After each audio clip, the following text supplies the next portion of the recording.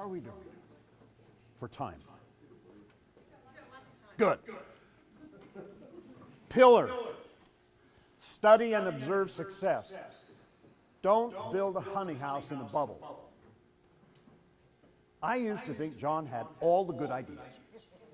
I don't. I don't. We built a honey house in 2008 and 2009. But for 3 years before we built that honey house, we went and studied other honey houses. We studied the floor plans, we studied the zoning, we studied the sewerage, we studied, every bee guy in America has a method for recovering wax. I haven't found one that works yet. Dave LaForte is a smart guy, a smart guy. And he showed me his and he said, this is the stupidest thing I've done. He said, it doesn't work, I don't know how to make it work, I wish I hadn't done it. It's a pain, wax recovery. It's just an example of going to other outfits, whether it's your friend, your mentor, your club president, or whether it's big-time rock and roll honey production outfits. It's just a matter of scale. Am I blowing your ears off? Okay. A matter of scale, if you go to the 80s, or you go to the Myers, or you go to LaForge, or you go to Brownings, or if you go to Randy Bear Hoop, it doesn't matter. Study them. Take lots of pictures. Take them back to your managers and kick them around and talk about stuff. Floor plan strategy. Oh, there's one of these really high-capacity honey houses, and he put in a big tank that you see. It's a big tank. It's a 100-barrel tank. And it's strong, and it's sturdy, and it's well-positioned, and the gates are there, and the electronic scale, it's all really good, but the horizontal pipe coming out of the tank going to the gates hits you right here. So you're walking from the room, you're walking from the extracting room, and you go past the heat exchangers, and you go past and the spinners are over here, and if you're not watching, you just clock yourself right in the head with this horizontal pipe. Study stuff and take pictures and measure stuff. Pillar. Decide what you won't do. Is anybody in the room, have I told you the story of Steve Jobs and 22,000 things? Good. My son used to work at Apple Computer. Now one day, they're working with their teams, and one day Steve Jobs just walks into the room. And Steve was prone to these types of things. It was like the best education for my son ever. And every day I am thankful that he went to work somewhere else before he came back to the bees. He learned team building and collaboration, how to use tact, how to be humble, how to build a team and work with a team. All those skills, I have none. Steve Jobs rolls into the room. And he said, do you know how many products are in Hewlett-Packard's inventory? No, he's like this. And the poor employee is like, I don't know. He says, 219,000 pieces of inventory are in their company. He said, I don't have the inventory. I don't have the mental portfolio, is the word he used. I don't have the mental portfolio to take care of 220,000 products. He said, at Apple, we build 22 products. At the time, it was 22. 22 products, and we do them really well. Excellently. Superior. Sought after. Profitable. But we don't do 220,000 things, and we never will. Decide what your honey house won't do. Decide what you won't do. Here's what I don't do. I don't keep track of my talk very well. I don't do bee sting therapy. Although maybe I should. I don't do nukes, and I don't do brood. I don't make candles. I don't rear queens. I don't go to farmers markets. I don't do cosmetics. I don't do lip balm. I don't give tours. I don't give classes. I don't do AI. I produce honey. my pollinate crops. I think bee guys, I think people in general fail to identify what they won't do and end up trying to do stuff either they don't enjoy or they can't do or shouldn't do. So decide what your honey house won't do. I measured this room out here, the room to the potting. It's about $1.50 by about $1.50, so it's about 22,500 feet, and it's got about a 35-foot ceiling. That's about the size of the Gackle honey house. And in the 3 years before we built that honey house, we spent a lot of time deciding what it would not do. And it won't do any of those things. I'm so tired of that picture. Oh, there's one. Yeah. Sometimes things break, sometimes things go wrong. Decide what you won't do. We have decided we won't do this anymore.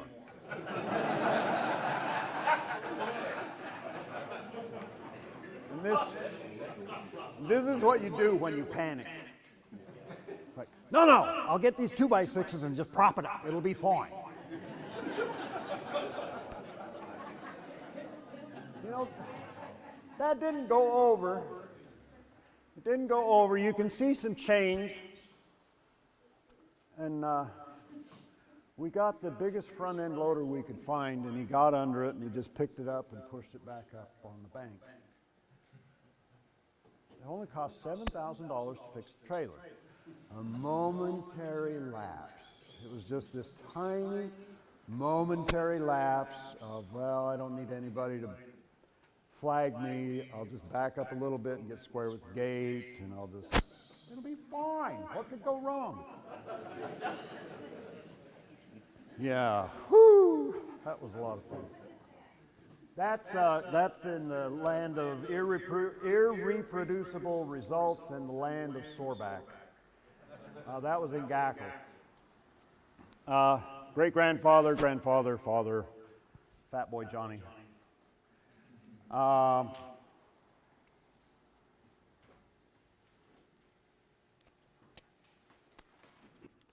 This guy, this guy had this idea. He lived in northern Utah, and he was in Southern California. He was in Orange County, a place that used to have orange trees. He was in Orange County about 109 years ago, and he saw all these orange trees, and he saw these bees on the orange trees, and he thought, Shazam, if I could only get my bees down here, I could make a winter crop and I could make a summer crop, but he couldn't figure it out. And so this guy caused us a lot of trouble because he went back up north. Actually, the first thing he did is he bought a piece of ground. He bought a piece of ground in San Bernardino, California, and it's right where the SP and the UP tracks cross, and it's still there today. Kind of like A.I. Root, who bought land right where the B&O and I don't know the name of the other railroad used to, right here. Like if you walk this neighborhood, right there is where bee guys have a way of gravitating towards transportation hubs, and I'm not really sure why, but it's pretty smart. Because if you're going to load your box car with beehives and haul them from Northern California in December to Southern California in January and get 4 of the stupidest horses you can find to take them on a wagon out to the orchard grove, to the orchard, we now use bobcats, you can make 2 crops of honey. But the losses in those box cars was really high because it's really hard on bees to go across the desert, so the Intermountain West. But within 3 years, bees were going from Winnipeg to the Gulf Coast, and we've been moving bees ever since. It was the most interrupted change in beekeeping transportation since bees went down the Nile. Which is kind of obtuse if you think about it. The Nile is a north-flowing river, and rivers tend to lose elevation as they go. So you'd think the smart way to chase a honey crop on the Nile would be to go from the north to the south towards the equator as the river went up in elevation, and so the season shortened because it got colder. But it's very romantic to think of oaring your bees down the Nile. I'm sure it was a lot easier. But anyway, this changed a lot of things for a lot of beekeepers. How many of you guys have one of these? This was built by my great-grandfather. It was in the honey house. I used it a lot. How many of you are familiar with this number on the right? Great unit, right? Stronger, heavier, more powerful than you are. Yeah. Lift 5 deeps. Tilt it back, throttle here, brake here, throttle it up, go up the ramp of the truck. I'm 16, I weigh 130 pounds, across the truck and right off the other side. And my dad was really impressed with that. I didn't have to do it anymore.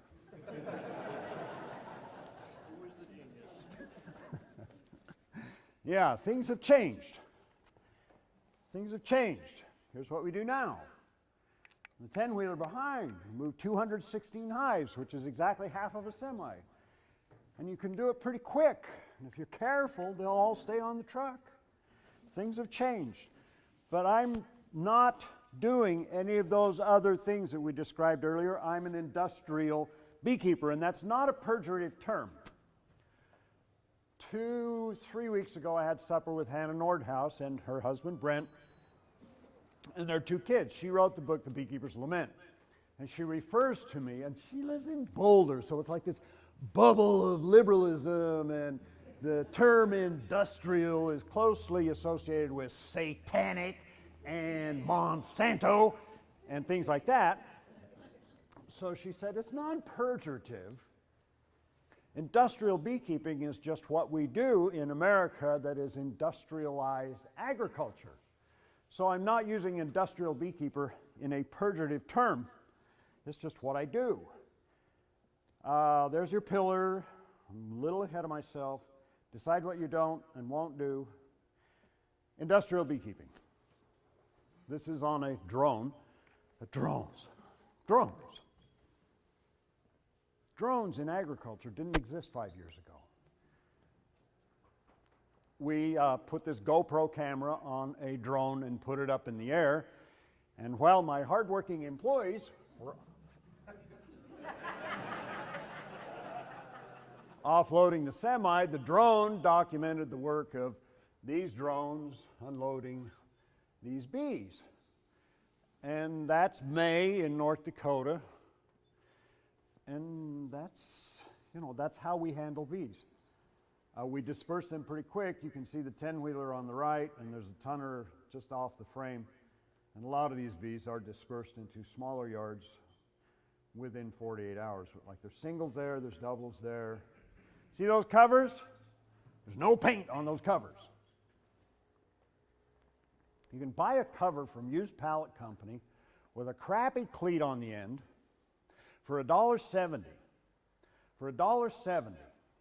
And it's made out of culled tomato bins. It's like there's more tomatoes than humans in California. So paint won't stick to it because it's so acid in the wood. So you get 10 years out of it at $1.70, at 17 cents a year for this cover. And I'm not going to paint it, and I'm not going to repair it because it's made out of plywood, and it won't take paint, and it won't take a repair, and it might bow, but it cost me $1.70. I used to drive to Arcata in California and pick up 14-foot pieces of tongue and groove redwood, and we would make these gorgeous bottoms and covers out of them. And they lasted forever. Some of them are still in the outfit. They're ruinously expensive. They're exotic. They're beautiful. But they can't compete with $1.70. Because the question is, will it keep rain out? $1.70 does just as good a job as the $37.50, and the bees don't care. Sorry. They don't care what they live in. Have you noticed? Like they'll live in a tree, they'll live in a barrel, they'll live in the hopper of a combine, they'll live in the outhouse. They don't care. It's like, what's wrong with you guys? I make this beautiful hive, you won't stay in it.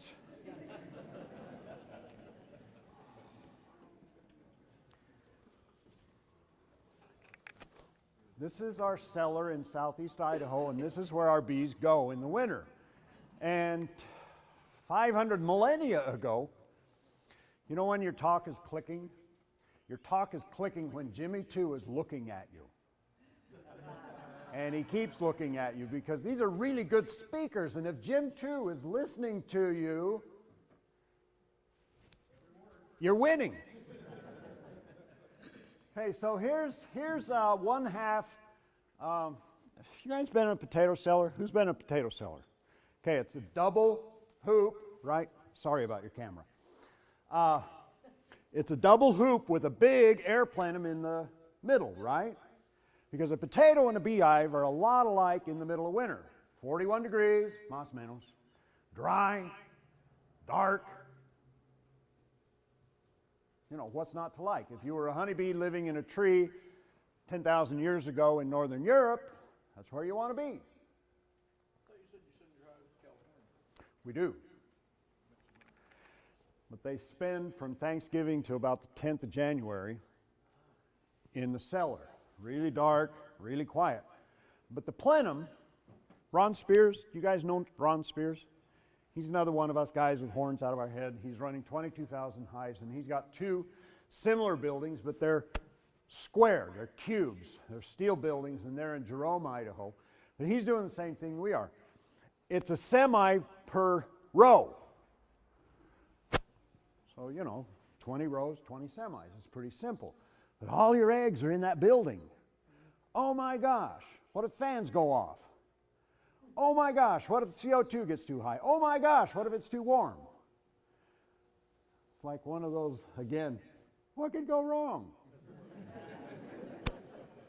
We got the whole outfit in one building.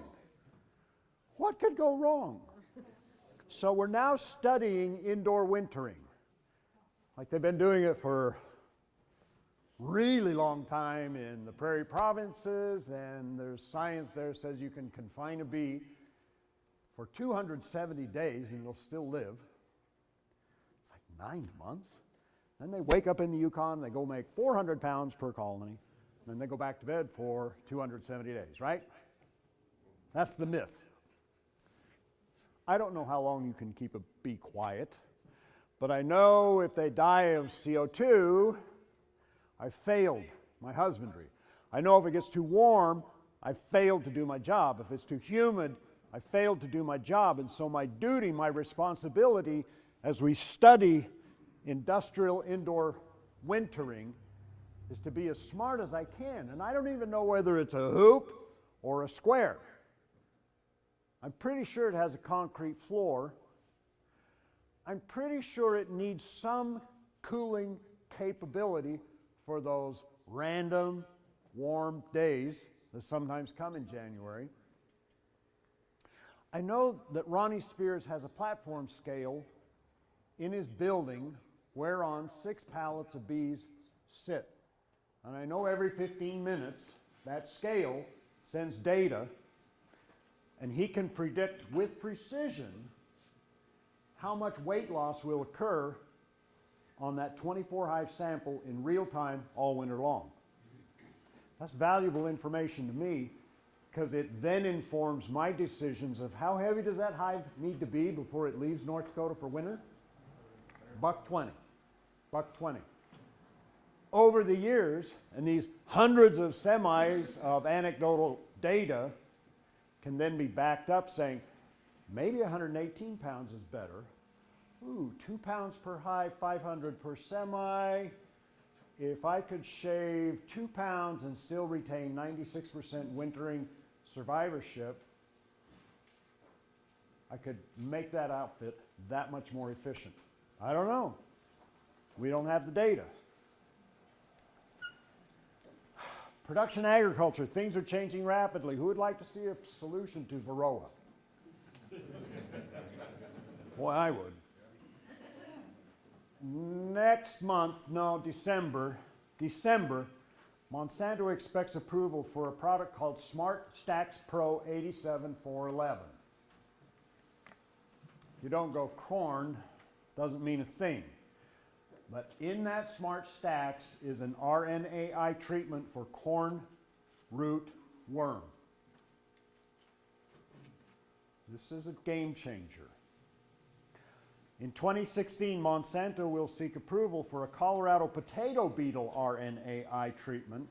This is in Ag Annex this month by Julian Isaacs as the author. They then go down this stream of thought about having perennial corn. Well, perennial corn will be with us in 5 years, and so will perennial soybeans. Some of the poorest people on earth will have access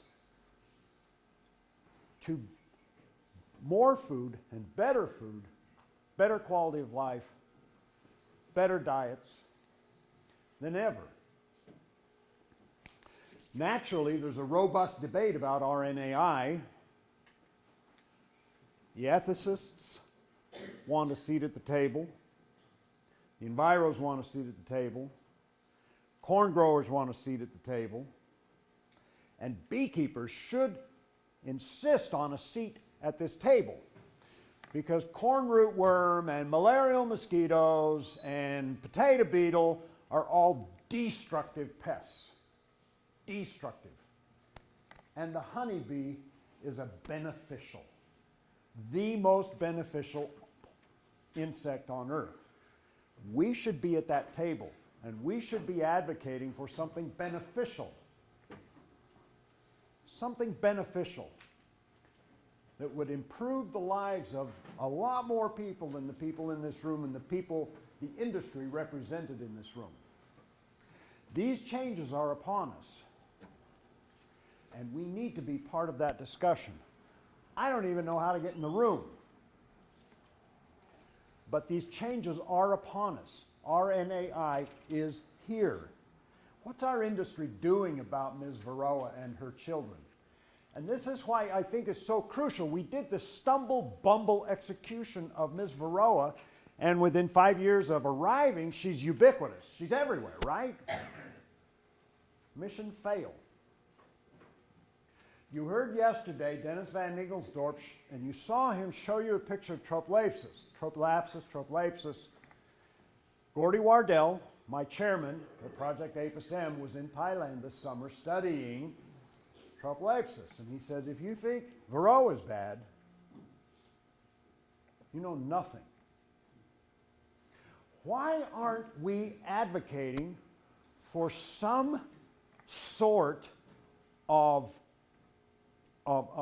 inspection, some sort of sentinel, some sort of detection around the ports? Because Ms. Varroa would have never made it across the wide Pacific without help. And usually when these things happen, the new host becomes extinct until you have these outliers. Well, I can't wait for Randy to find that hive in the forests of Northern California. I can't wait for that outlier hive that has behavioral or genetic resistance to Varroa. I'll go broke. And almonds will become really expensive, and vine crops will become really expensive, and fruits and berries and all pit fruits. I can't wait. I don't know why we aren't advocating for some system of detection around the ports, especially the Pacific ports. I don't want to go down this road. Like my ship sails west, right? I don't want to go down this road again with Ms. Varroa. This has not been a lot of fun. And it would, it'd be a big failing to my grandson to curse him with something that was preventable. Shucks. Beneficials. The pace of change accelerates, and I've already done my rant about we're keepers of Ms. Varroa and her children. I'm potent enough to kill her, but I'm not potent enough to make her go away. In a way, I'm kind of keeping her alive because I'm almost killing her. It's like this very different role reversal. And when Randy talks about producing lots of food for Varroa, we're all in that together. We perpetuate Ms. Varroa by almost killing her. We almost kill her. We almost get cleaned up. We drop those numbers below 3 ticks per hive. Shazam. 3 ticks per 100, right? Shazam. I almost killed her, but not quite. And the costs are significant. They've been ruinous. They've been no fun at all. I don't want to go down that road again. Pillar. Preventative measures are more productive than redemptive measures. That's an old Paul Harvey line, right? But it's a good one. Preventative measures are more productive than redemptive measures. Given our experience with Ms. Varroa, not doing something about tropolepsis is bobbing for piranha.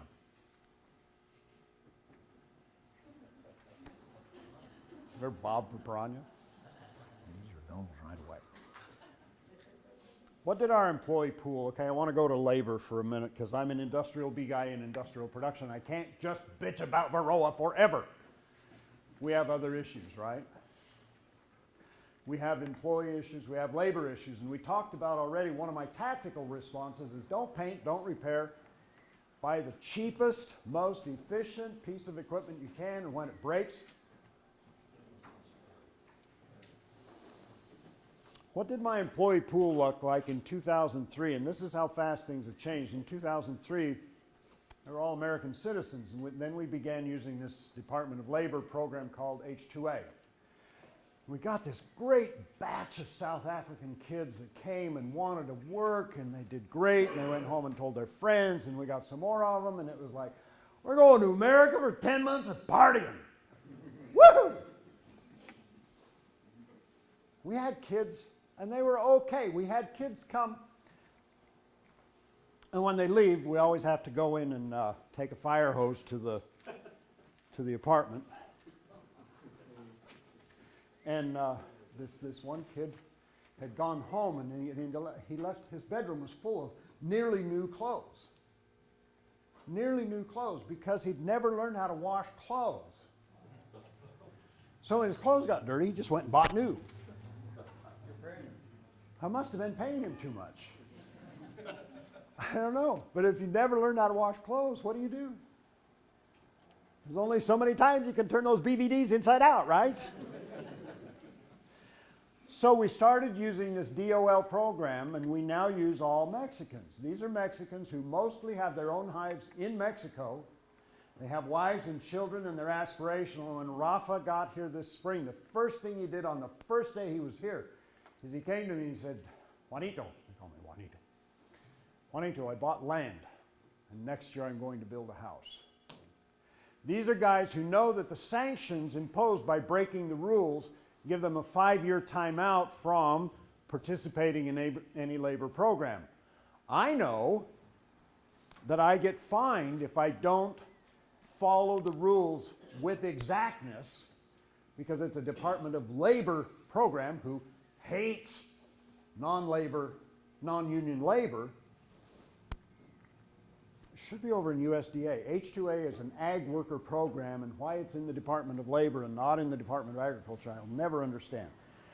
But it's this regulatory maze that we fight through because we can't find Americans that want to work bees. I'm sorry. We advertise in 4 states, in 4 newspapers for 3 weeks before we can demonstrate that we can't find anybody to come work for us. Then we are able to proceed with our job order. It's burdensome and it's expensive, and the former Chief of Agriculture certification described it thusly, and I'm going to quote it because I think it's so important. Quote, the H2A program is not currently a reliable mechanism to meet labor needs in situations where domestic workers are not available. He said this in 1997. It's only become worse. Half the commercial outfits in America, half the commercial beekeeping outfits in America use H2A. We're quite dependent on it. Go ahead. At what price is it considered unavailable? Unavailable, we advertise what's called the prevailing wage rate in the market, and the bottle spinners at DOL spin the bottle, and California is perversely less expensive than portions of North Dakota, which makes no sense at all. So different hourly wages are set for different states, and if you go far enough in, they'll tell you what you must pay. Like $8, $10 an hour. $13.62 plus housing plus transportation. It's a pain. It is so complicated. I should have brought the picture. There's a stack of paper literally that tall with our job order. So by streamlining the H2A process so ag workers could cross and return to their families and their homes and the houses they want to build, we could save hundreds of deaths each year in illegal migrant crossings. The law has this perverse, unintended consequence that results in fatalities because it's so difficult to comply with. This is upside down. It's 452 days to the next presidential inauguration. We should be involved. This is supposed to be a democracy. This is supposed to be where government serves the people, where benefits are derived by programs designed to improve conditions. If not one American wants to work in beekeeping, I should be free to choose where I get my employees. If those employees are aspirational and stable and have their own hives and are qualified, why should that be a forbiddance for the commercial bee guy to get labor? I don't get it.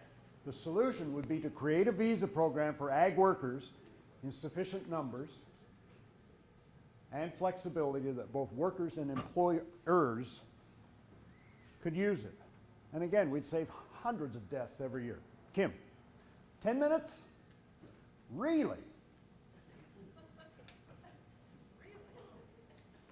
I'm just in full throttle here, son. Okay. Pillar, stable labor is crucial. Everybody knows that.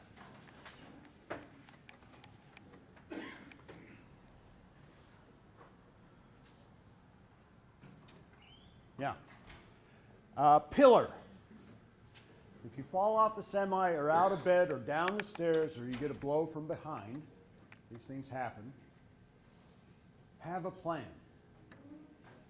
I was whining to the physician saying, I'm broken and I don't like it.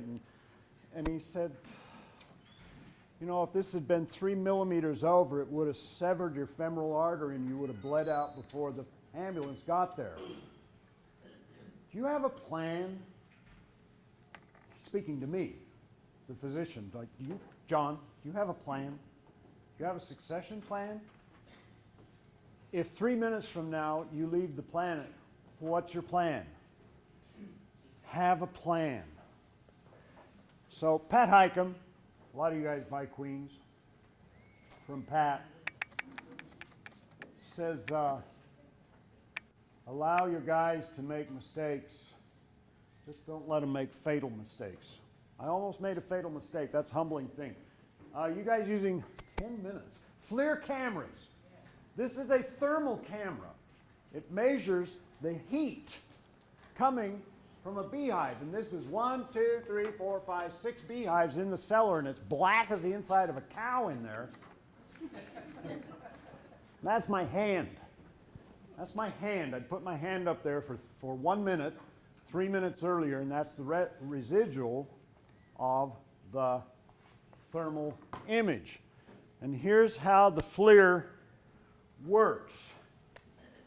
You click it into your phone. Mine's old. This is a 5. You click it in, and you turn it on, and you take your images.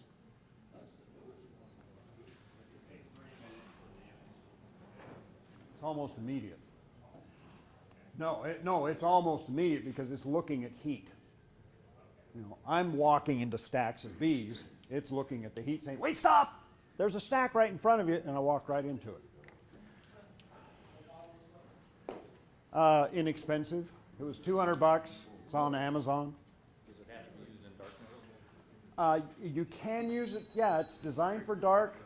I don't know about using it in the daylight, but I know it's going to revolutionize hive strength analysis in almonds. And I know that we learned enough about it, and this is a cheap one. Like, you can spend 10 grand and get a really good one. If you back off the semi in the cellar and you go to the wall, you can scan the entire semi, and you can, with relative precision, with a $200 device, tell which hives are alive and which ones are dead. Whoa. If I know which ones are alive and in good shape with a nice thermal image that's low, remember what Randy said about I don't want to see a bee in the fall? Because they're nice and heavy and marbled with honey over the top bars. If I can see, by the way, honey's really cold in these images. If I can see a thermal image seated low in the double deep, I know there's plenty of weight and I know there's plenty of heat. I don't even need to open it. It's going to pass inspection in the almonds. 5 minutes? 3 minutes? No minutes? The central challenge. Okay, we heard that. We got that yesterday. So, the doppelganger moment. Who are we? What do we want to be? What are we not going to be? Do we aspire to be industrial beekeepers or artisanal beekeepers? How do we want to live? I live out of a suitcase. I've got aviation fuel in my veins. I'm okay with it. My wife, not so much. This is generation number 5. This is Jason. Invested a lot in him because in my succession plan, I picked him. He chose to come back, but it's just as important that you pick a good person. And my general manager, whom I don't have a picture of here, has been with me 16 years, and I picked him. And he picked me. We both invested our careers in each other because we decided that neither one of us are so insane that we can't work together. Generation number 5 is the same thing, and my greatest privilege on this planet is coming up because I get to introduce generation number 6 to the art of beekeeping. Not the business, not the industry, not the science, but the art of beekeeping.